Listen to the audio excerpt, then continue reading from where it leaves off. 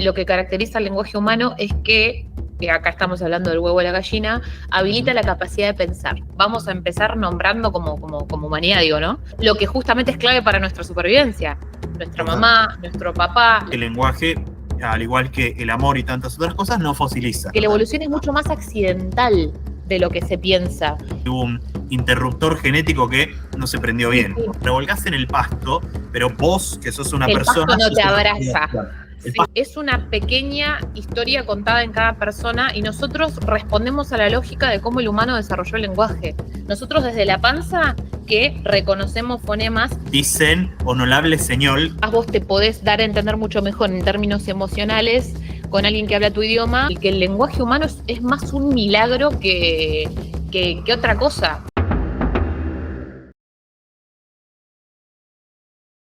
Lo primero que te quería preguntar es, bueno, una definición, o podés pensarlo así, o una definición de lenguaje, o pensar cuál es la singularidad del lenguaje humano, porque a mí, cuando yo hablo con amigos o la gente que me escribe por el canal, me dice, bueno, pero ¿qué pasa con otros sistemas de comunicación? ¿No? O sea, las plantas en algún sentido se comunican, los animales se comunican, e incluso hay animales que parecieran tener algo parecido al lenguaje, un poco lo hablamos antes, el loro, el cuervo, la ballena. Entonces, bueno, ¿qué tiene para vos el lenguaje humano que lo hace singular?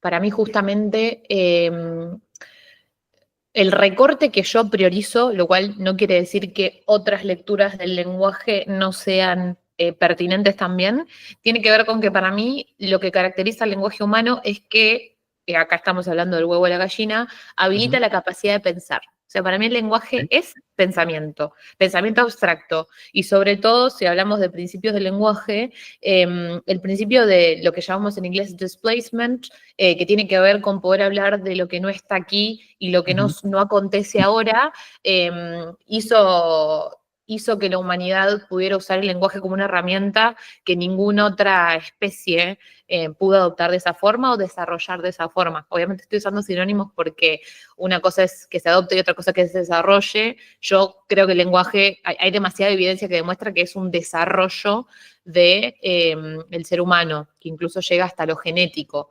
Así que para mí es el motor del lenguaje es interno, no es necesariamente social o comunicacional. No porque no lo sea, sino que para mí el kit de la cuestión está en el pensamiento. Ok, bueno, sabes que Yuval Noah Harari, el historiador más famoso del siglo XXI, de Animales a Dioses, de Animales a Dioses, dice en De Animales a Dioses que lo que diferenció al Homo sapiens de las otras especies humanas, cosa con la cual yo estoy tan de acuerdo, pero para decirlo, es la capacidad de hablar de lo que no existe, justamente. Sobre de hablar todo de porque, espíritus, de Dios. sobre todo porque te da también, no solo la religión surge cuando surge el lenguaje, obviamente, pero no solo la religión, todo lo que nosotros somos surge del lenguaje, no solo como una herramienta para poder tener introspección y reflexionar y poder tener capacidades cognitivas que otras especies no han demostrado tener, sino que también al empezar a usar el lenguaje empezamos a tener historia, y no solo historia, sino capacidad de planificar a futuro y a su vez capacidad de articularnos socialmente y trabajar en comunidad, porque nos podíamos relacionar con otros. Entonces, me parece que el lenguaje en ese sentido, obviamente, es competente para entender lo social. No podemos negar que el lenguaje es un fenómeno también social y que le da forma a las relaciones sociales, pero vuelvo a lo mismo. Yo creo que el inicio del desarrollo del lenguaje fue interno. Sobre todo si entendemos, no sé hasta qué punto están quienes nos escuchen van a estar familiarizados con la biología o no, pero hay un concepto muy errado de la evolución, que es que se supone que el contexto condiciona desarrollos evolutivos. No es tan así. O sea, la evolución no es algo que el contexto condiciona. Uno evoluciona y hay diferentes condiciones genéticas que se van dando que son más o menos aptas para el contexto. Entonces, pensar que el lenguaje fue motivado por necesidades externas es bastante debatible desde una mirada más biológica, entendiendo cómo sucede la evolución. Por eso yo también respaldo tanto la teoría de que el lenguaje sí o sí es algo que surgió internamente para nosotros como especie, y si surge internamente, no está directamente o en un principio relacionado con la comunicación. No es que surge por la necesidad de comunicarnos. En términos evolutivos estoy hablando. Luego, obviamente, un niño desarrolla el lenguaje justamente por verse expuesto a un entorno que utiliza determinada lengua. Pero estoy hablando en términos históricos evolutivos. En la biología se sabe, por lo menos desde los 80, que hay genes que mutan de manera neutra, dicho de otra forma, que no mutan necesariamente, como decís vos, como respuesta a una presión del ambiente, sino que la mutan. Evolución no, claro, la evolución no funciona así, sí. Exacto. O sea, hay aspectos que sí y hay aspectos que claro, no, muchos que son aspectos más, no. qué sé yo, el color de los ojos, en principio, por lo menos por lo que yo entiendo, no responde directamente a una presión ambiental, sino que, bueno, hay genes que se copiaron imperfectamente, por así decirlo, entonces todos tenemos ojos marrones, hasta que un día alguien tuvo ojos celestes o verdes, como resultado de que hubo un interruptor genético que no se prendió bien. Sí. O sea, la evolución es mucho más, igual nos pusimos re biologicistas, y no es que yo tengo mucha formación en biología, pero sí he leído algunos textos muy interesantes, y aparte tengo amigos biólogos, doctores en biología, y bueno, una de las cuestiones que más les molesta a ellos es lo mal entendida que está la evolución socialmente, porque la evolución es mucho más accidental de lo que se piensa. Entonces, yo, bueno, tomo esta herramienta que saco de mis amigos de otro campo muy diferente al mío, que es la biología, para decir, bueno, pero si hay una cuestión ya está genética en nuestra codificación que nos hace aptos para utilizar el lenguaje de una manera única, esa motivación no puede ser externa. O digamos, yo siempre yo sostengo que el lenguaje humano es más un milagro que otra cosa. Para mí es un milagro evolutivo, porque es lo que nos permitió ser todo lo que somos hoy por hoy, aparte. Por eso yo sostengo esta teoría de que es interno. O sea, yo estoy de acuerdo con Chomsky si seguimos esa línea. Estaba pensando en Chomsky, pero antes de ir al origen del lenguaje, que justo te iba a decir, Chomsky dice lo mismo, pero antes de pasar a eso, si vos tuvieras que decir condiciones que tiene que reunir algo para hacer un lenguaje, porque a mí me pueden decir, por ejemplo, bueno, mira, las ballenas tienen variabilidad, producen diferentes tipos de sonidos. Esos sonidos podrían tener distintos tipos de significados. Digo, estoy hablando en general, o capaz que gente que sabe en serio de ballenas me dice, no es así, pero digo, ¿qué tiene que tener un lenguaje, especialmente el lenguaje humano, para ser singular y para ser diferente a, qué sé yo, las ballenas, los loros, los perros, las plantas, o sistemas de códigos como, qué sé yo, el ADN que tiene un código aunque no se comunica? Bueno, yo cuando en uno de los seminarios que dicto hablo mucho de la diferencia, o sea, que hay varios lenguajes, pero ninguno es como el humano, porque la música es un lenguaje, el código de programación es un lenguaje, la matemática es un lenguaje, pero no son lenguajes humanos. Hay varios autores, por ejemplo, estoy pensando en Lyons, hay autores que ya han delineado y puntualizado los principios de los lenguajes, o sea, del lenguaje humano, de las lenguas, las características universales, digamos, de lo que hace el lenguaje humano. Ninguna otra lengua tiene todas estas características en simultáneo. Algunas que yo puedo mencionar ahora sin tener que ponerme muy teórica son, por ejemplo, que el lenguaje es productivo, tiene la capacidad de ser productivo. La mayoría de las especies que se comunican de una forma u otra tienen un repertorio muy limitado de expresiones, sonidos o, qué sé yo, si nos ponemos semióticos, símbolos. Estoy pensando en la mona que aprendió con el conductismo determinadas señas para hacerse entender. Sí, no Pero llegó a más de 100. No. El lenguaje humano tiene esa capacidad de productividad, es ilimitado. O sea, nosotros podemos producir una cantidad infinita de enunciados y todo el tiempo estar, digamos, me salen las expresiones en inglés, pero podemos estar todo el tiempo dándonos a entender y gestando ideas e imágenes nuevas con el lenguaje, cosa que no pasa con otros lenguajes.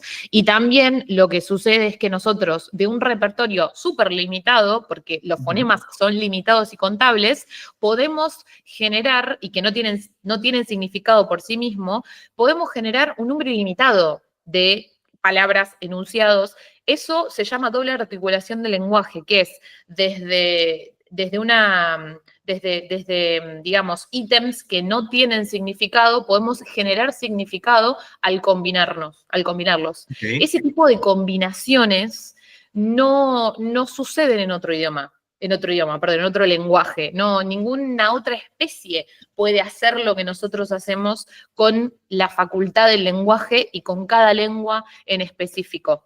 Las lenguas adoptan estos principios de diferentes formas y obviamente todas las lenguas varían, pero en todas, por ejemplo, hay fonemas, en todas hay morfemas, en todas los morfemas generan palabras, el concepto de palabra está en todas las lenguas, y lo mismo con las oraciones.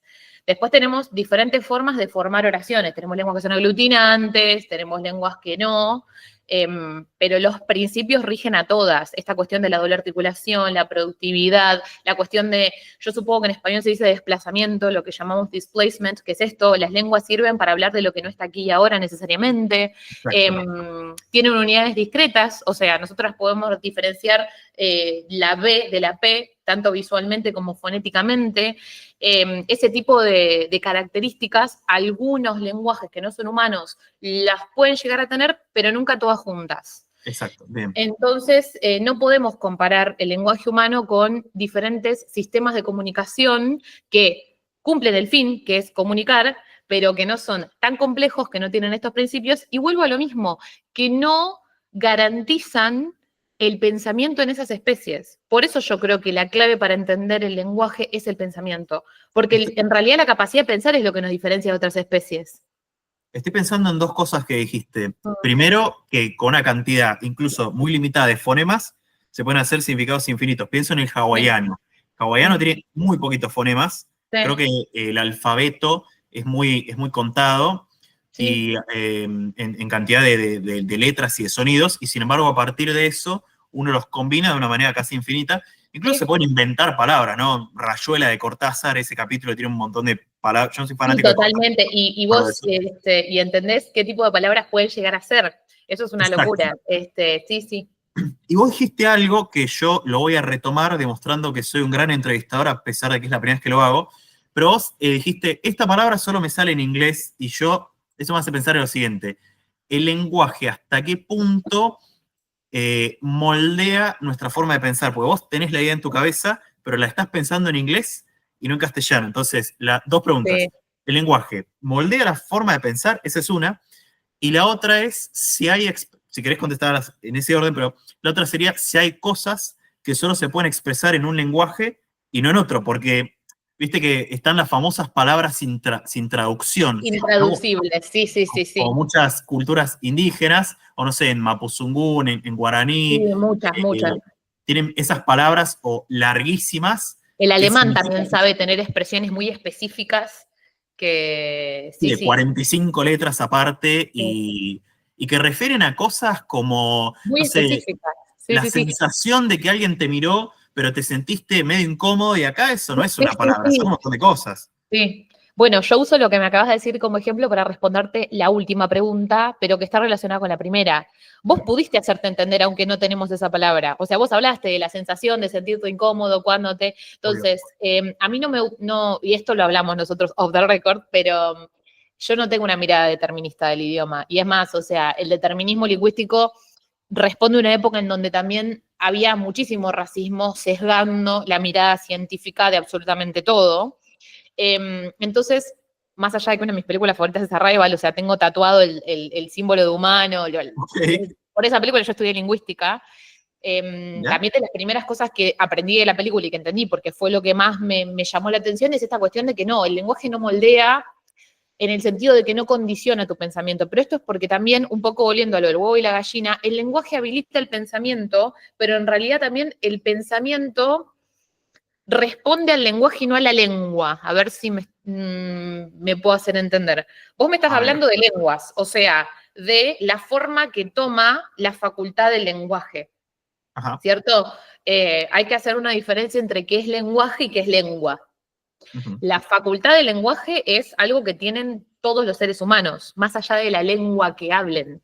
Exacto. O sea, la Si naces lengua es lo que en tal nosotros extremo del llamamos mundo, idioma. vas a hablar, qué sé yo, groenlandés, y si naces en Sí. este extremo del mundo, vas a hablar argentino, y no solo vas a hablar argentino, sino que vas a hablar Español una variante rioplatense, de Argentina, por que en tu ejemplo. caso es marplatense, en mi caso es platense, y también va a haber cuestiones como, bueno, una variante más académica si uno, que yo, va a la universidad, o una variante más de clase o deportiva, o lo que sea. Sí, sí, o sea, si mezclamos lo que es lo geográfico con lo social, o sea, ya desde una mirada sociolingüística es muy diferente la variedad del español que hablamos nosotros dos, ponele que puede estar más cerca a la que habla alguien del norte. Hay muchas diferencias.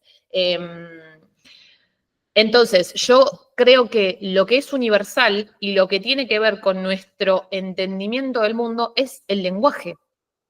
Entonces, la lengua que nosotros hablemos no va a determinar la capacidad que nosotros tenemos de abordar, entender e intervenir el mundo.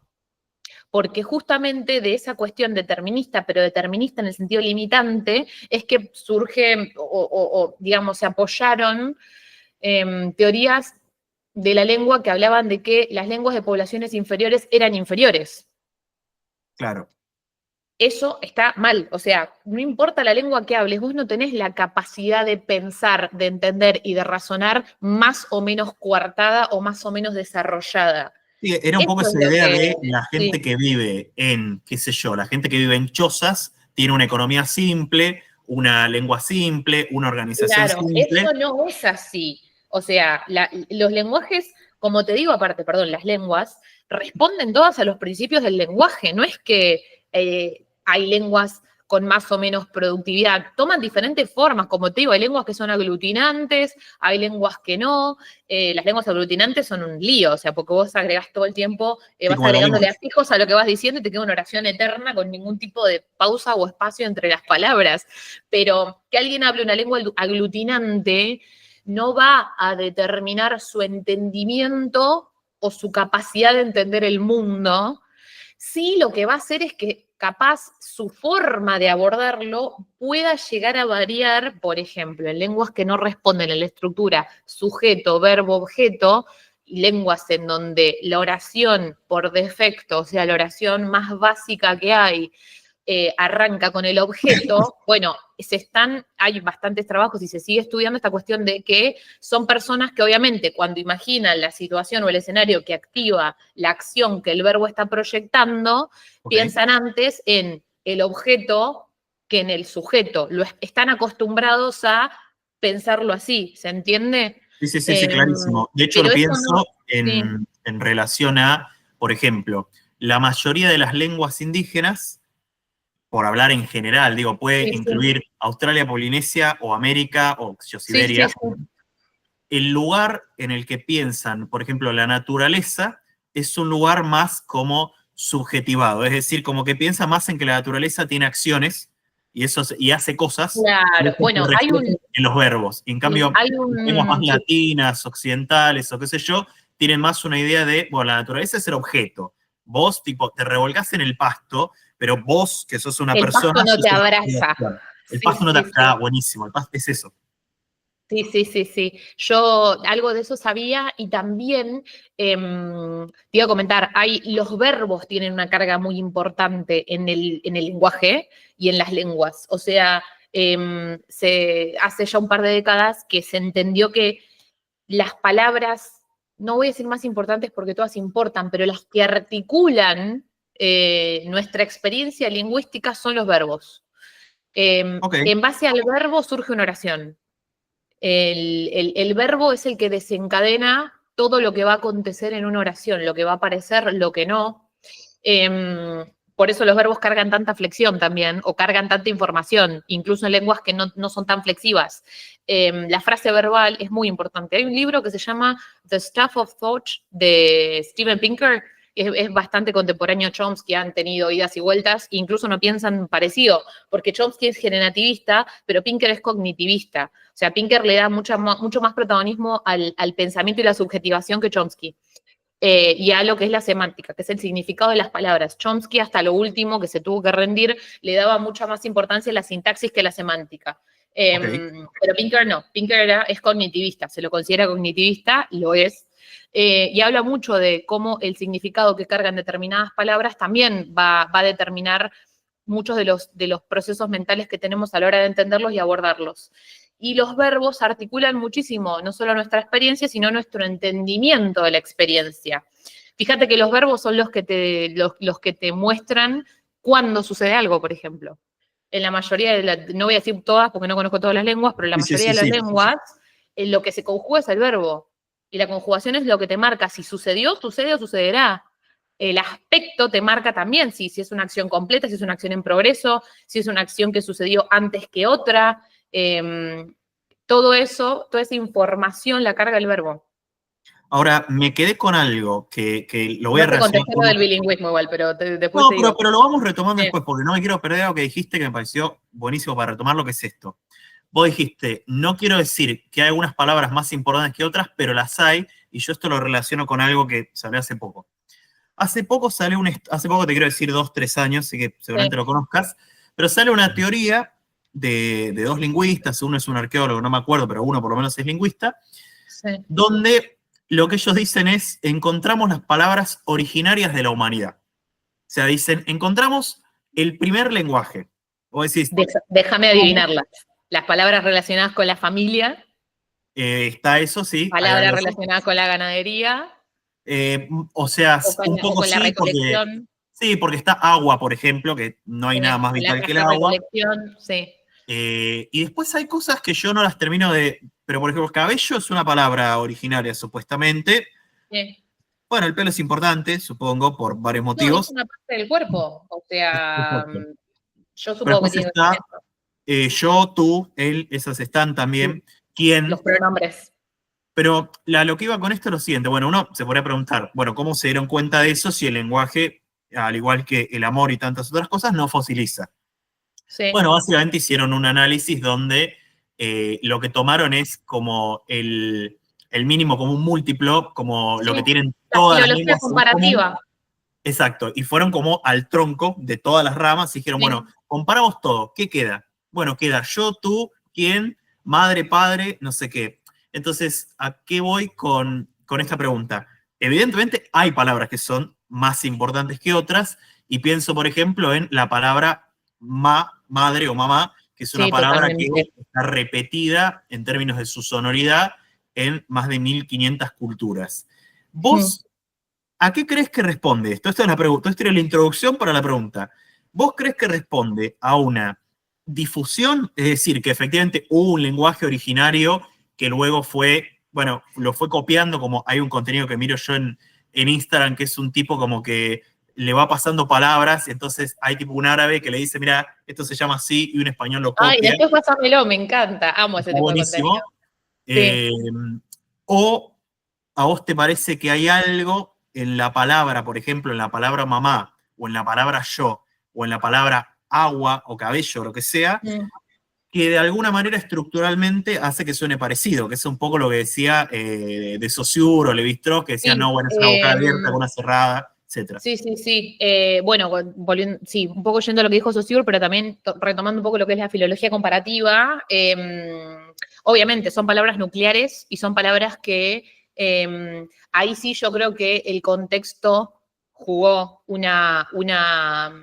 un rol importante en darle forma a algo que, como sostuve cuando arrancó la charla, surge de un proceso evolutivo, pero obviamente el contexto le da forma al uso del lenguaje. Palabras como mamá y papá está comprobado que son las primeras palabras que puede articular un bebé, no porque sea por capricho o arbitrariamente, ya vamos a hablar de arbitrariedad, pero son vocales abiertas que son fáciles de articular, y tanto la M como la B son consonantes bilabiales que son más fáciles de articular también. Entonces, a un bebé le es más fácil articular esas palabras como primeras palabras, que no es casualidad que sean las primeras palabras de un bebé, porque es lo primero que necesita para subsistir, poder llamar tanto a su madre como a su padre. Eso por un lado. Entonces, son palabras que ya hasta biológicamente están como de alguna manera determinadas, y sucedió que sean esas de las primeras palabras que tenemos, por una cuestión articulatoria, de posibilidad de articulación.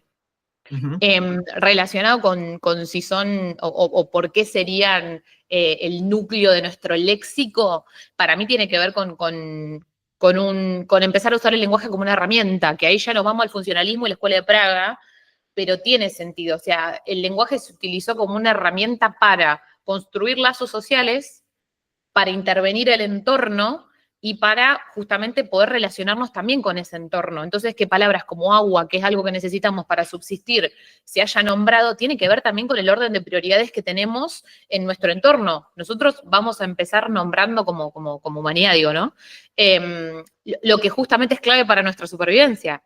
Nuestra mamá, nuestro papá, la familia nuclear, agua, determinados cultivos, eso es súper importante para poder subsistir.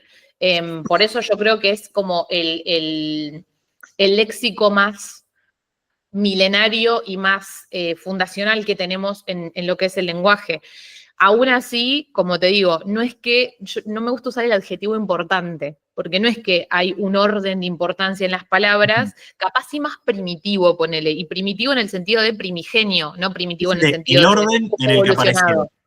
Sí, pero también fíjate que es el orden en el que nosotros también lo desarrollamos. Yo siento que esto igual es una teoría como medio esto es mía. muy bueno, espera, esto es muy bueno, no quiero que pase. El desarrollo del lenguaje individual es una pequeña historia contada en cada persona y nosotros respondemos a la lógica de cómo el humano desarrolló el lenguaje. Pero esto es una teoría mía, que alguien la levante y haga un paper, pero yo no me ya te quiero avisar que te la voy a robar porque es muy bueno, es como que cada uno por separado es un pequeño experimento de cómo funciona la humanidad. Yo creo que somos una pequeña réplica constante de cómo, y ahí ya tipo, igual ya me voy al psicoanálisis de que el uno es el todo, pero, yo creo que porque fíjate que nosotros, mamá, papá, papa de comida, como babua, guagua, o sea, son palabras que el niño desarrolla y son las primeras palabras para poder sobrevivir. Fíjate que también nombramos animales. Los niños dicen bau bau, ponele, con los gatos, con los perros. Pero bueno, nada, no deja de ser una hipótesis, o sea, eso se No, pero me parece que hay algo de que efectivamente,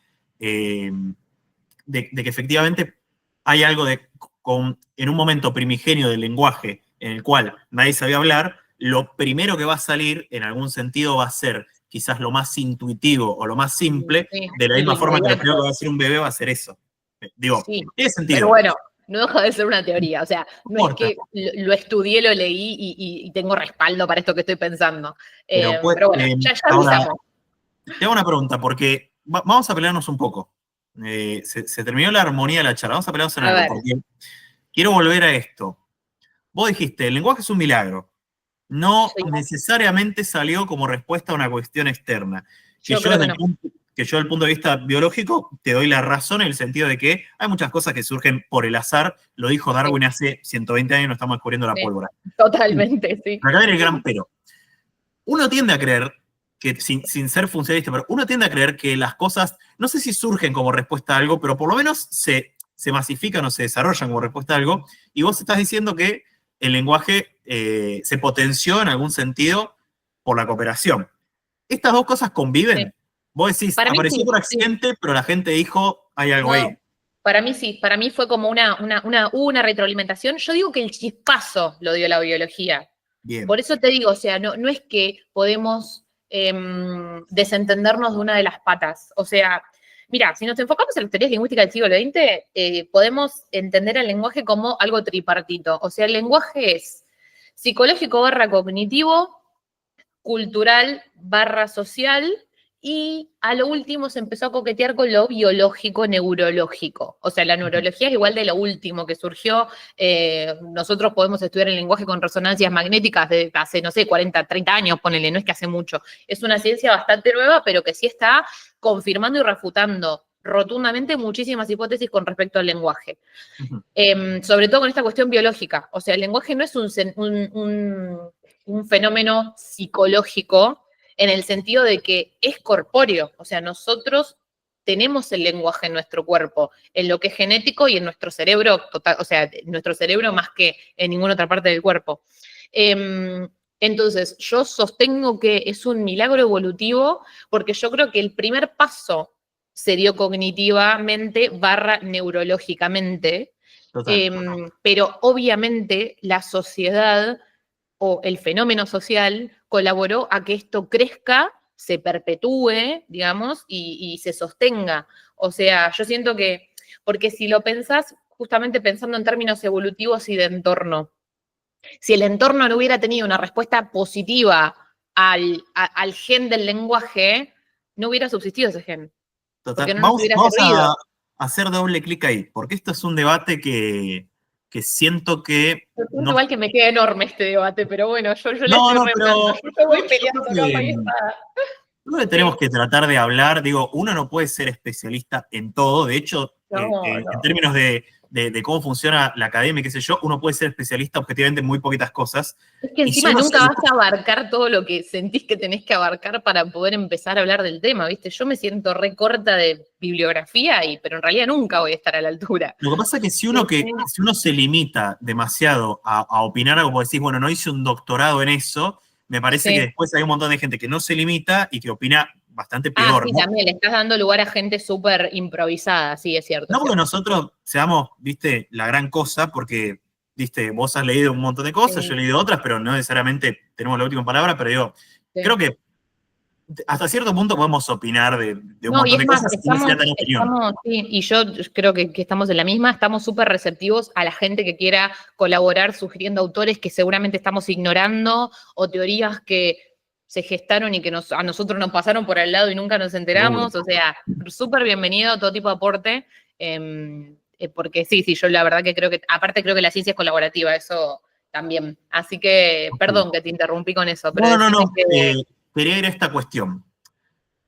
Hay una especie de aparente contradicción, vamos a decirlo así.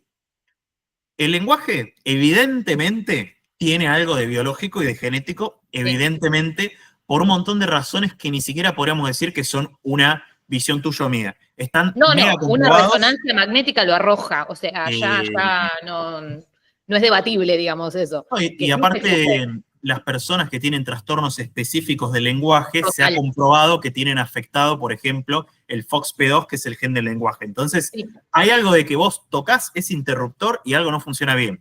Entonces, hay total. una cuestión de lógica, Sí, indudablemente. Y bueno, qué sé yo, estudios sobre gemelos separados al nacer, bueno, digo, cumple toda la cuestión científica el hecho de que el lenguaje tiene algo biológico. total. Ahora, también sucede que, y esto vos lo dijiste, yo lo voy a retomar, los casos de personas que no son estimuladas para aprender el lenguaje a partir de la imitación o qué sé yo, no lo desarrollan, o al menos no lo desarrollan del todo. Y acá pienso en el caso de Ginny, creo que estoy diciéndolo bien, Ginny, no sé cómo se llama, Sí, que es sí, una de estas, entre comillas, niñas salvajes sí. que no, entre muchas comillas, ¿no? Sepan, no Pero queremos ser fíjate que el complicados. salvajismo se asocia con no tener la facultad del lenguaje bien desarrollada, o sea, eso también es Exacto. interesante. Entonces, Ginny, por ejemplo, cuando es rescatada, 9, 12 años, no me acuerdo, le Sí, tratan de enseñar palabras y sí, aprende palabras, pero no aprende a hacer enunciados. Es decir, es como que no llega a la famosa ni la primera ni la segunda ventana de adquisición del lenguaje sí. y no puede hacer enunciados. Entonces ahí uno dice, bueno, hay algo cultural en el lenguaje también, porque si alguien no te Sí. lo enseña o no lo miras o no lo escuchás, si sos privado de ese estímulo, no se Sí, desarrolla. totalmente. Sí, Entonces, y ¿cómo eso convive eso? incluso, no, para mí convive, ¿eh? Porque ponele, Chomsky lo sostiene desde un principio, o sea, Chomsky dice que nosotros venimos tenemos innatamente la facultad del lenguaje. O sea, hay un módulo, Chomsky decía esto, luego se confirmó que no es un módulo, son diferentes áreas del cerebro, pero que había un módulo en el cerebro que era el encargado de la facultad del lenguaje. Recordemos que cuando Chomsky baraja esto, eran los 50, no existían las resonancias magnéticas, o sea, no se podía estudiar el cerebro, no se podía acceder al cerebro en funcionamiento, era imposible. Entonces, cuando Chomsky plantea esto, él dice, habla de la modularidad del lenguaje, que es un módulo en el cerebro, que nosotros nacemos con una gramática universal. Esta gramática universal son datos sintácticos, digamos, como potenciales sintácticos o potenciales de patrones sintácticos, porque recordemos que Chomsky se enfocaba en la sintaxis y no en la semántica de otras ramas, potenciales sintácticos universales a todas las lenguas, como por ejemplo el principio de proyección extendido, que dice que todas las... toda oración es proyección de un núcleo, bueno, toda estructura, y que, por ejemplo, que todas las oraciones tienen un sujeto. Que luego, bueno, la mayoría de esos principios se echaron por tierra y la verdad que hoy por hoy es bastante difícil dar con principios del lenguaje, no los primeros que expliqué, sino desde la teoría generativa, pero ese es otro tema. Y Chomsky lo que dice es que esta gramática universal que... En sus últimos modelos del lenguaje, como lo pueden ser principios y parámetros, dice que están cargados de parámetros y no potenciales gramaticales, como dije, o sintácticos. Esos principios, se parametrizan cuando el niño se ve expuesto a datos lingüísticos primarios. O sea, él lo habla en un lenguaje muy matemático, muy científico, muy computacional, porque esa es la rama de la lingüística que él desarrolló y esa era su forma de ver la lingüística, pero mucho de eso se retoma después. Y entre muchas de las bases que Chomsky sentó está esta idea de que, más allá de que hay una cuestión innata del lenguaje, sí o sí es necesaria la exposición a cualquier lengua para poder empezar a desarrollar esa lengua. Yo cuando, por ejemplo, doy el seminario que doy en el traductorado, hablo siempre de desarrollo del lenguaje y no de adquisición. Lo que se adquiere es una segunda lengua, no la lengua materna. La lengua materna se desarrolla, porque vos no podés adquirir algo con lo que vos ya venís. Bien. Digamos. Claro. Algunos sí hablan de adquisición de la lengua. Yo elijo hablar de desarrollo porque yo en el seminario dejo muy en claro esta visión más chomskiana del lenguaje, de que nosotros ya venimos con un potencial de poder desarrollarlo, de desarrollar esa habilidad. Chomsky habla, por ejemplo, decime. Perdón que te interrumpa, por ejemplo, algo que dice Johansson, que es un autor noruego, sueco, la verdad no me acuerdo, que habla sobre el origen del lenguaje, da como ejemplo de esto que vos decís el hecho de que los bebés, cuando recién nacen, hay una cierta predisposición a escuchar sonidos producidos por humanos y no sonidos producidos por, qué sé yo, el ambiente. Que para desde mí la panza. Desde la panza algo, que se hace esa diferenciación. Sí. Total, que para mí eso tiene algo culturalmente relativo. ¿En qué sentido? Los por ejemplo, pueden escuchar, por una cuestión cultural que tiene que ver con la historia y con la exposición, pero pueden escuchar y distinguir, qué sé yo, sonidos de pájaros, de un montón de pájaros, cosa que si yo los escucho, no tengo ni idea de la diferencia. Pero lo mismo pasa con los colores, por ejemplo. Pero bueno, volviendo al determinismo lingüístico, por ejemplo, los Inuit tienen un montón de colores, de nombres para las gamas del blanco, porque su entorno lo requiere. Ellos viven rodeados de nieve. Ellos tienen que entender las diferentes tonalidades de blanco, porque ahí se les juega, por ejemplo, pisar hielo fino o no, ¿entendés? O ver qué tipo de nieve está cayendo. Eso no quiere decir que yo, que no hablo lo que los Inuit hablan, no pueda ver esas tonalidades de blanco. Yo las puedo ver, solamente que a mí no me interesa diferenciarlas y para mí todo es blanco. Obviamente daltonismo aparte, ¿no? Lo mismo con los sonidos. Nosotros, si prestamos atención a cómo cantan diferentes pájaros, luego de capaz entrenarlo o tener que ponerle un poco más de esfuerzo porque nunca le habíamos prestado atención, sí podemos diferenciar esos sonidos. No es que somos sordos a la diferencia de sonidos.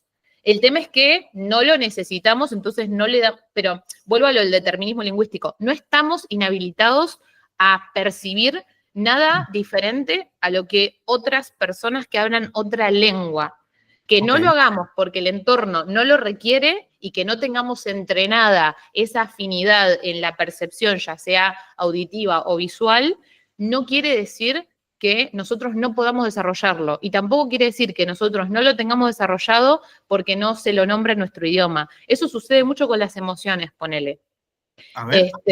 Con las emociones se habla de que en determinados idiomas, si no se nombra una emoción, es como que no la experimentás. Es mentira, vos la experimentás. Lo que sucede es que capaz te lleva muchas más palabras de escribir lo que te sucede a si vos tenés una pieza léxica que encarna perfectamente lo que vos estás experimentando. El ser humano no tiene su espectro de emociones coartado porque habla un idioma u otro, que eso respondería a lo que el determinismo lingüístico también plantea, que no es así. Te hago una pregunta en relación con esto. ¿Vos sentís que entonces aprendiendo, adquiriendo o desarrollando una segunda lengua, uno también adquiere la capacidad de una mayor variabilidad para expresar cosas, por ejemplo? Sí, para expresarlas, pero no para experimentarlas. Sí, si Esa vos te sentís amplitud igual, pero quizás hay sí. una palabra en otra lengua que refleja mucho mejor ese ¿Sí? sentimiento que vos Podés tenés o esa hacerlo, sí. sensación. Pero no quiere decir que no lo vayas a experimentar si no hablas esa lengua. Bueno, hay Yo algo que tenía decía una... Decime. perdón, hay algo que decía un profesor mío de antropología, decía que para escuchar sonidos que no conocemos hay que practicar decirlos primero. Y a mí me pasó cuando intenté aprender guaraní, porque daba un curso donde muchos asistentes hablaban guaraní, que me decían las palabras y yo las repetía como yo las entendía. Y yo hacía, no sé, una P. Y me decían, no, pero no es una P, es una... Porque vos la adoptás con el repertorio, sí, igual ahí la fonética es otro mambo, porque yo estoy hablando de sonidos tipo cantos de pájaros o otras cosas. Okay. Con lo que es fonético, nosotros hasta los 6 meses podemos adoptar todos los fonemas que vamos a usar en nuestra lengua. Pasados los 6 meses, nosotros ya descartamos todos los sonidos fonéticos, digo, ¿no? Todos los sonidos articulables que no responden y que no nos sirven para el idioma que estamos aprendiendo. Vos Nosotros decís, desde la panza. a ver si Sí, lo entiendo. Se hace mucho, voy a hacer un ejemplo muy burdo, pero a ver si, es para ver si entendí la cuestión. sí. Se hace muchos chistes con que los chinos dicen honorable señor, como que no distinguen la R de la L. De la Y eso L. tiene que ver Sí. con que no distinguen un par de oposiciones entre esas dos Porque letras. no lo deben tener en su repertorio. No sé Exacto. chino, así que esto es una hipótesis. El que Sí. sepa chino que comente. No debe estar en su repertorio fonético. Te lo muestro con 2 lenguas que yo sí domino, que son el inglés y el español. El inglés tiene 12 vocales, el español tiene 5. Ok. Entonces, lo que sucede mucho, y por eso sonamos españoles cuando hablamos inglés, es que nosotros a las 3 As que tiene el inglés, por ejemplo, las reemplazamos por la A del español. Claro. ¿Por qué? Porque se nos dificulta mucho, sobre todo si no tenemos entrenamiento exhaustivo, se nos dificulta mucho percibir fonemas que no son de nuestro idioma, porque nosotros a esos fonemas los descartamos cuando se cumplieron más o menos, es una ventana, los 6 meses de edad. Nosotros desde la panza que reconocemos fonemas y percibimos, mejor dicho, fonemas variados. A los 6 meses, los fonemas o los sonidos que no son relevantes para nuestro idioma se dejan de percibir. Nos volvemos sordos de esos fonemas. ¿Se puede volver de eso? En la mayoría de los casos sí, con muchísimo entrenamiento. Hay veces, dependiendo de tu idioma de base, lo alejado que esté la fonética de ese idioma al idioma que vos querés aprender y un montón de otras variables, que no, pero no es imposible. Lo mismo la cuestión de los acentos. No es imposible. Yo la fonética del inglés, más allá de que tengo un acento español, la fonética del inglés la aprendí mucho más de adulta y aprendí a articular sonidos y lo entrené y no estoy tan alejada del uso del inglés de un montón de otras personas que son bilingües desde mucho más temprano que yo. Claro. Pero la cuestión fonológica es capaz la más buchona. Es lo que más a uno le cuesta. Lo que más poder, revela el incorporar. pasaporte cuando uno quiere hacerse el nativo. Y Sí. bien. Ahora, vamos con una cuestión que acá creo que los dos vamos a especular, porque creo que es una cuestión que nadie la tiene resuelta, pero que hay. Sí. Por aparte, a mí me pasa con esto que hay un montón de información contradictoria y yo vengo escribiendo 1000 millones de cosas sobre esto y ahora trato de sistematizar y me doy cuenta de que nada de lo que dije es consistente con otras cosas que dije, que es ¿cuándo aparece el lenguaje? Históricamente. Acá, ¿cómo? Históricamente hablando, decís. Claro, claro, en términos de, vamos a ver, la evolución humana, ¿cuándo aparece? Porque Sí. yo tengo, por ejemplo, 3 fechas clave que yo Yo soy siempre las digo. malísima para eso, o sea, soy malísima para la periodicidad y el abordaje en fechas. Yo sí adhiero a la teoría del proto-indoeuropeo y de la ¿Ok? filología comparativa, Sí, sí, sí, sí. pero en fechas, a ver, yo emparejaría, esto creo que lo dijo Harari en su momento, yo emparejaría el surgimiento del lenguaje en su plenitud de complejidad con el surgimiento de la civilización, o sea, en la Ok. que pudimos construir más que una choza y en la que empezó a haber relatos relacionados con, por ejemplo, la religión, ahí claramente el lenguaje ya estaba desarrollado y las lenguas ya estaban establecidas. Ok, pues ponele yo ahí, yo eso lo leí de Harari, está en de Animales a Dioses, pero tengo como evidencia que me lleva a pensar que había algo previo. Ahora, eso Sí, previo probablemente, como decís vos, no tenga la complejidad que sí claro, yo tenía. estoy hablando del eh, lenguaje en su apogeo, o sea, el lenguaje como un sistema parecido a lo que sostuvimos hasta hoy día. claro, pero pienso, por ejemplo, el FOXP2, ese famoso gen del lenguaje, aunque obviamente Sí. no podemos aislar genes y decir que los genes son de tal cosa porque todo está medio interconectado y si tocas algo es como el Sí, capítulo de Los descapacitás Simpsons todo, donde sí. Homero mata un mosquito y bueno, eso. Desarmás todo, Eh, sí. pero pienso, por ejemplo, está comprobado que el antepasado común entre neandertales, sapiens y denisovanos, o sea, las 3 Sí, especies humanas más taquilleras, si se quiere, sí, del sí, sí, Pleistoceno sí. superior, tenían ya el El FOXP2 gen. hace 1 millón de años. Cosa que no quiere Sí, decir que fuera lenguaje, pero digo, bueno, ese gen ahí podría haber aparecido, tomando tus palabras, esa revolución milagrosa que sí. quizás no era el lenguaje, pero que dio la condición biológica para que existiera. Sí, puede ser. O también era un gen que, vuelvo a lo mismo, esto del huevo y la gallina, capaz era un gen que habilitaba alguna especie de profundidad cognitiva y capacidad de reflexión, pero no articulación, por ejemplo, fonética del lenguaje. Totalmente. Esto también, porque pensá también, hay una, igual me estoy metiendo en un berenjenal, pero fíjate que la gente que habla lengua de señas, la lengua de señas es una lengua y responde a todos los principios del lenguaje. Total, No sí. es como la escritura, por ejemplo, que es un invento y que la escritura es, digamos, un invento de producción en paralelo que refleja y espeja el lenguaje en su oralidad. Total, No es sí. lo mismo, porque hay gente que piensa eso, yo de chica lo pensaba, por ejemplo, desde la ignorancia de no saber qué era la lengua de señas. La lengua de señas es muy fascinante, esto lo menciono, igual no soy experta en lengua de señas, Yo aclaro, no me hice hagan 2 más años, preguntas. hice 2 años, Sí. ahora ya te sé No, no, decir pero cosas a mí me básicas, pero parece la estudio un poco. fascinante, porque la lengua de señas responde a un problema, si se quiere, biológico, y a la inhabilidad de utilizar los órganos que se nos dio para articular y utilizar el lenguaje, no solo en el sentido productivo, sino, o sea, es imposible o es muy difícil desarrollar el lenguaje si no tenés la capacidad de escucha. Es Totalmente. imposible, porque un bebé se ve expuesto a, digamos, el lenguaje primero en la oralidad.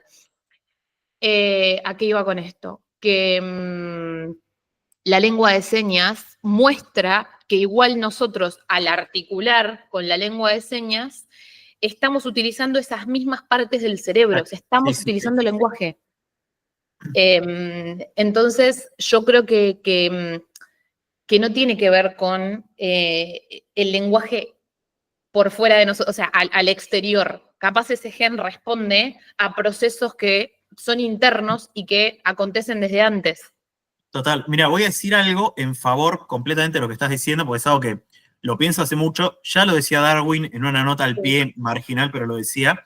Darwin dice que la lengua de señas es la primera lengua. Y hay algo biológico que lo respalda, que es lo siguiente.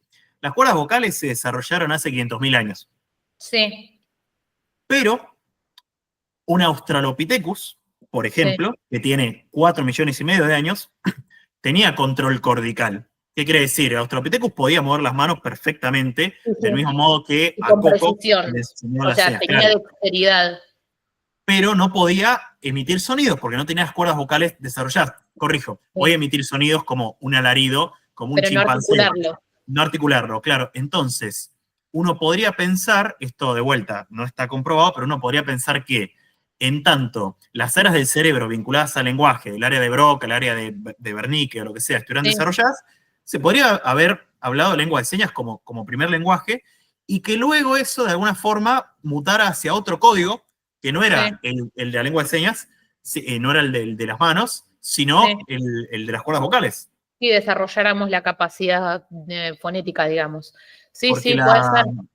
Perdón, última cosa, ¿no? Porque la lengua de señas, hay gente que piensa que solamente expresa, como que yo puedo decir, tipo, esto de acá que significa. Como si fueran símbolos, como si fuera como si fuera lo que, o sea, un repertorio de símbolos limitados. No, la lengua de señas es productiva, tiene caracteres discretos, tiene la doble articulación, o sea, vos tenés la seña de las letras. Lo que tiene la lengua de señas, que para mí es fascinante, es que mezcla justamente como una especie es como ¿cómo decirlo? Es una amalgama entre un alfabeto, porque tiene su alfabeto, un alfabeto de letras, digamos, alfabético, valga la redundancia, o un repertorio alfabético, mejor dicho, y lo iconográfico de lenguas más, no sé, sino-tibetanas, o de lenguas del este.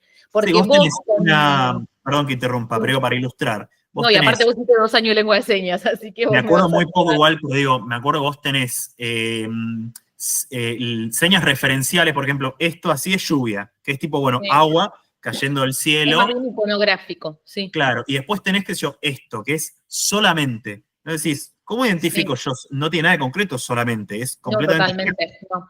Y combina ambas cosas.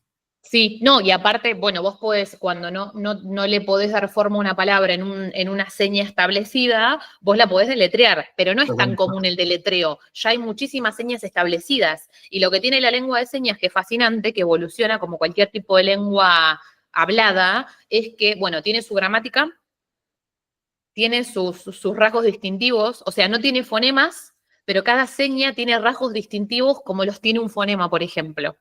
Exacto. La verdad, no sé cómo explicártelo. Yo me he nutrido mucho de compañeras de la maestría que son intérpretes. La verdad, le hago un monumento a esa gente porque me parece, porque aparte manejan un bilingüismo bimodal, que es una locura, porque poder articular un idioma con la boca y poder articular un idioma con las manos es sí. Increíble. Imposible. La verdad que la gente que hace eso, los admiro y los envidio, porque me encantaría tener ese manejo de ese tipo de bilingüismo. Pero nada, aparte de eso, lo que explicaban muchas de ellas es que tiene su propia gramática, o sea, vos hay flexiones que podés lograr, tenés la sintaxis, podés armar oraciones, tienen sus propios rasgos distintivos, por ejemplo, no sé cuán familiarizados están con lo que son los aspectos fonéticos de una lengua, pero qué sé yo, rasgos distintivos, por ejemplo, que la F es labiodental en inglés, mientras que y es sorda, o sea, es voiceless, pero la V es como la contraparte de esa F es sonora, no es sorda, o sea, es voiced. Esos son rasgos distintivos de los fonemas. Ok. Eso se le atribuiría solamente a la oralidad, pero no, el lenguaje de señas tiene rasgos distintivos en cómo se articulan diferentes señas. Hay detalles muy, muy puntuales en determinadas señas que las hacen diferentes de las otras.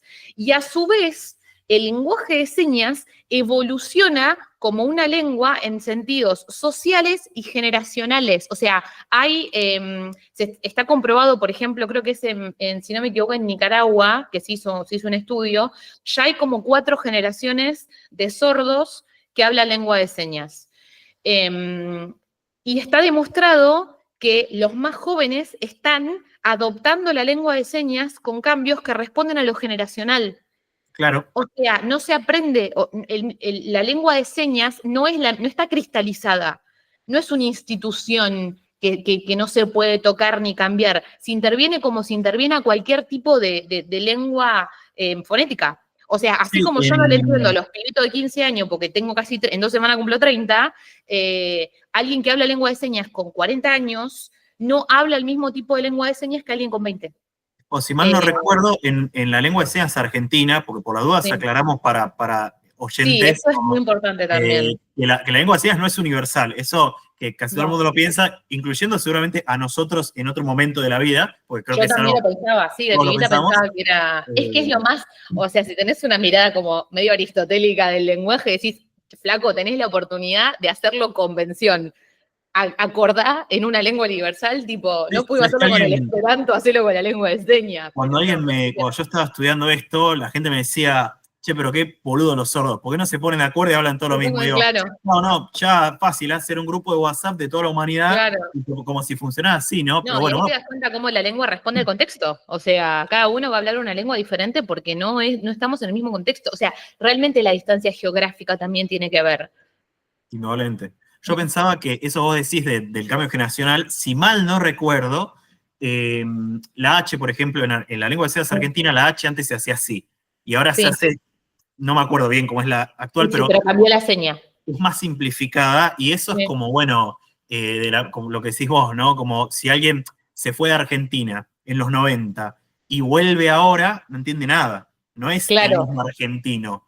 no, Porque hay, qué sé yo, se incorporaron un montón de expresiones en inglés. Bueno, hay un montón de otro contenido que yo consumo que ahora está medio de moda, que es eso de miren cómo se hablaba en videos de los 90 y la sí, gente habla como con un acento muy marcado medio italiano. italiano, sí, Sí, y re sí, sí, sí, pausado, y parece una sí, película de Luis Sandrini, que viste que hablan como medio, dicen, sí, no, Chicho, ¿cómo vas a hacer eso? Vení, sí, sí, tomate un como con mate. un cantito, sí, Eso es interesante para pensar esto, ¿no? Cómo el lenguaje justamente, y la lengua, mejor dicho, no es estática, sino que se va modificando. totalmente. Bueno, Sí. última cuestión, no tiene por qué ser la última, pero lo Nos pensé faltó hablar como, de la arbitrariedad del signo, igual, no hablamos todavía de es eso. verdad, ¿Querés bueno, meterte en ese terreno pantanoso? yo solo vamos a tirar la pregunta de esta manera. Sí. Me acuerdo, yo insisto mucho porque me parece un experimento genial, que es Mm, este experimento que hizo Sapir hace un montón de años ya, sí, eh, de preguntarle a todo el mundo, de inventar dos palabras, ¿no? Mil y mal, y de decirle a la ah, gente, bueno, mira, son dos sí, mesas, mil y mal.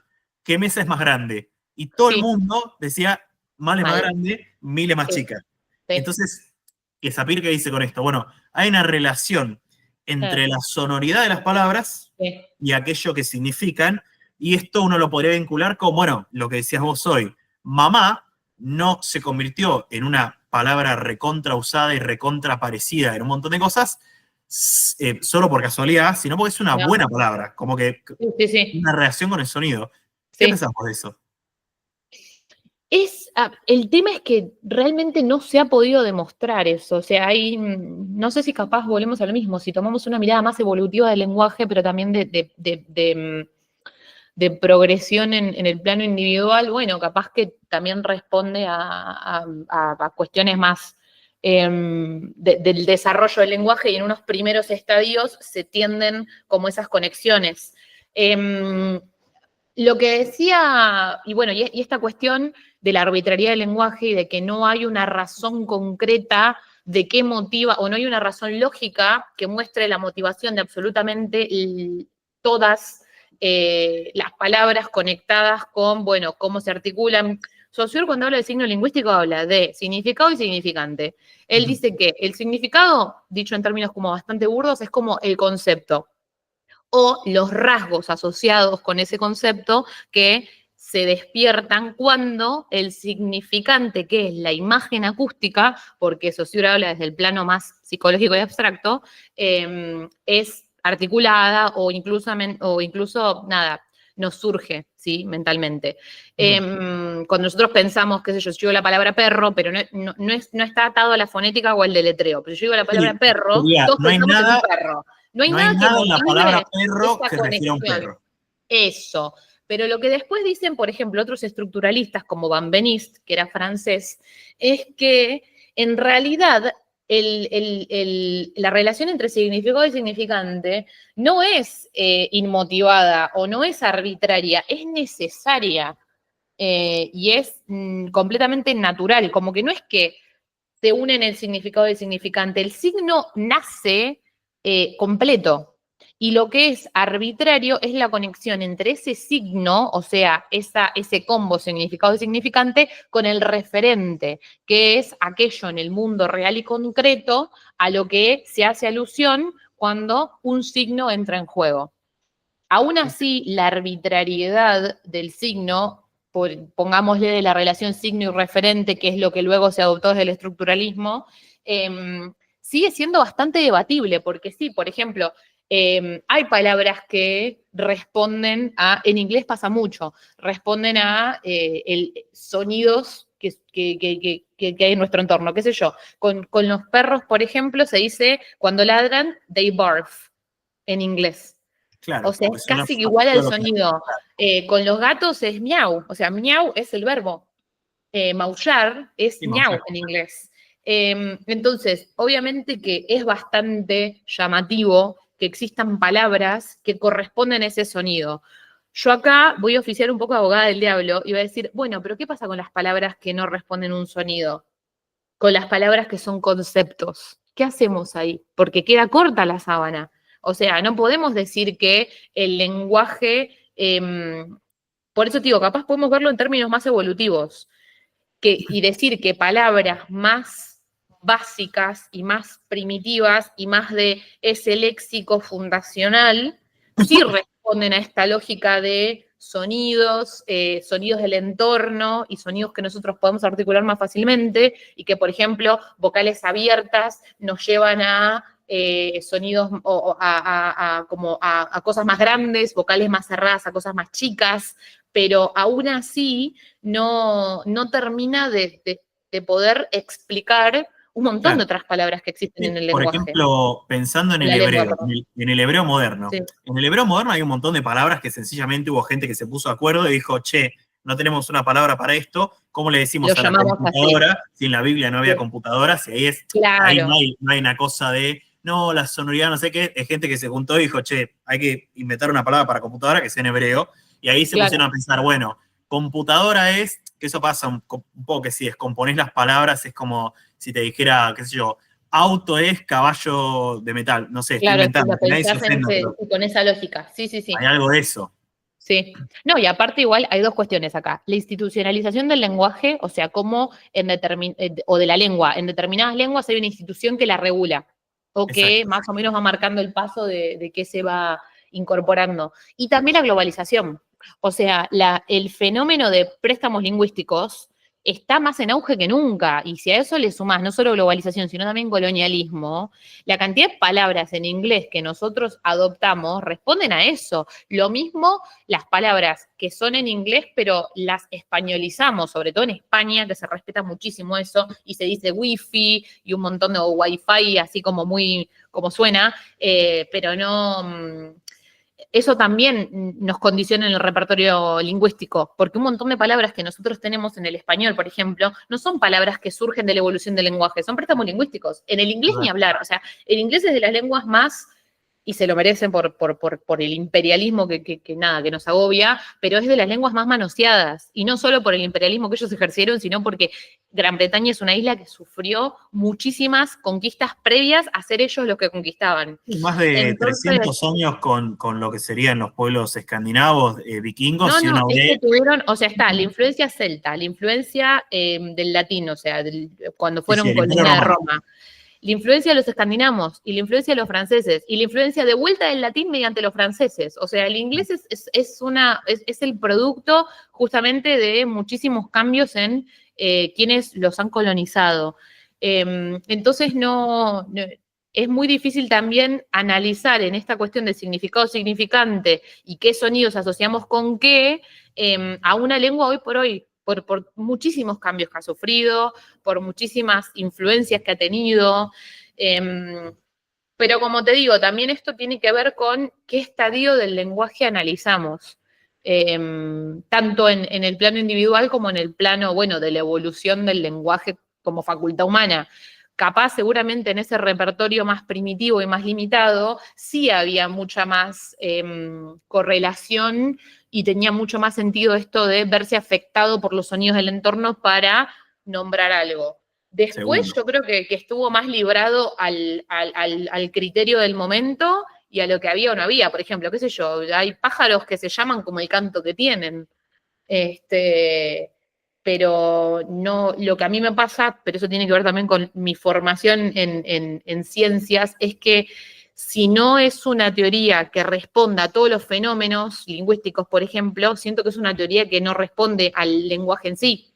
Sí, no se puede, no tiene una replicabilidad de la experiencia. No se puede replicar o generalizar, no está dando la respuesta necesaria. Última cuestión. A ver. Hay millones de cosas para hablar, pero me parece que esta está buena porque es una pregunta que te va a permitir desplegar un formato charla TED que siempre queda muy bien para el final, como que uno dice, bueno, Sí. y si todos fuéramos felices. Entonces te voy a tirar pero digo, yo soy fanático de Star Trek, y Star Trek tiene muchos capítulos que hablan de lenguaje, y hay uno que, vamos a resumirlo así, son dos tribus de dos planetas diferentes que no se pueden poner de acuerdo, y tienen un mediador, y el mediador no logra que se ponen de acuerdo, y el mediador termina decidiendo que, o llegando a la conclusión de que si él les enseña su propia lengua, que los dos la desconocen por igual, ellos se van a poder poner de acuerdo. Y detrás de esto está la idea de que el lenguaje crea comunidad, de que la lengua, mejor dicho, crea comunidad más que otras cosas. Porque hay, digo, el nacionalismo como un fenómeno que aparece a partir de 1780, 1790, tiene mucho de que las principales divisiones nacionales, lo estoy exagerando, perdonen, no, pero son lingüísticas. Sí, hay algo totalmente. de eso.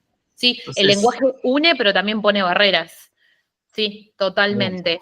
Yo creo que está relacionado con un poco lo que hablábamos antes, que sí, para mí el inicio de la sociedad es el lenguaje. Cuando pudimos comunicarnos, ahí fue cuando empezó no solo la sociedad, sino que la civilización, que para mí también van de la mano.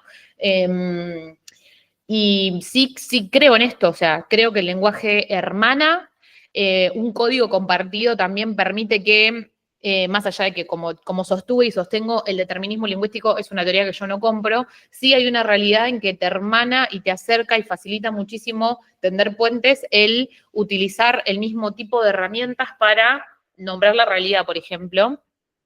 Vuelvo a esto de las emociones.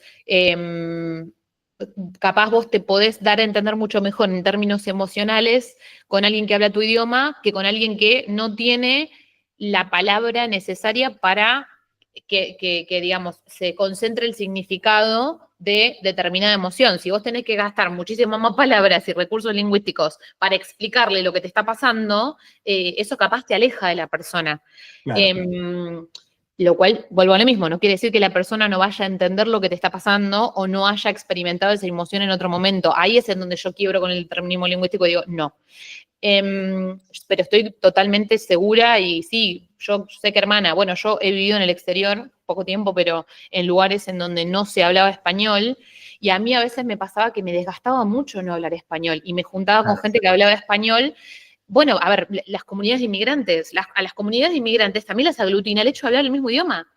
No es que porque son del mismo país o vienen del mismo... No, porque hablan el mismo idioma. Y también si lo pensás en términos migratorios, un montón de gente migra a países donde se habla ese idioma. Por ejemplo, todo el lío que hubo ahora con la visa italiana, con la ciudadanía italiana, que un montón de gente se enojó. Pero también lo que decía el gobierno de Italia era, che, ni siquiera saben italiano y sacan el pasaporte para vivir en España. Y sí, porque el latino va a vivir a España, no va a ir a vivir a Italia, porque no quiere pasarse la vida hablando un idioma que no es el propio. O la gente que va a Alemania, por ejemplo, va a Colonia por la cantidad de... ¿Colonia se llama? Por ahí estoy diciendo un nombre que no es. No sé. Yo de Alemania no tengo mucha idea. Salió Colonia. Bueno, hay un lugar donde hay un montón de hispanohablantes en Alemania, entonces casi todos los argentinos van ahí. Pero bueno. Bueno, el lenguaje, la lengua, mejor dicho, crea comunidad. Yo creo que hermana, sí, la lengua hermana, totalmente. Sí. Creo que sí. Bueno, con esto cerramos. Gracias, Jasmina, por venir al canal de Humanidad Prehistórica. Si tiene aceptación la entrevista, otro día seguimos hablando porque hay cositas en el tintero. Millones de temas. E identidad, que no lo toqué, ya que hablaste de nacionalismos y qué sé yo, también es un temazo. Pero bueno, sí, quedará para otra charla. Vamos a tirar los chivos. Bueno. Jasmina la pueden encontrar en su canal de Instagram, @teacher, lo estoy diciendo bien, ¿no? Con D, sí. Con D al final, muy del inglés que tenga la D al final. Punto guión bajo, sí. Y a mí, punto guión bajo, y a mí me pueden encontrar en @humanidad prehistórica. Los y las que estén viendo este video se pueden suscribir, dejar comentario, poner me gusta, compartirlo y todo lo que sea necesario para que esta pequeña comunidad siga creciendo. Así que bueno, Jazmín, muchas gracias por venir. Un placer. Y un abrazo.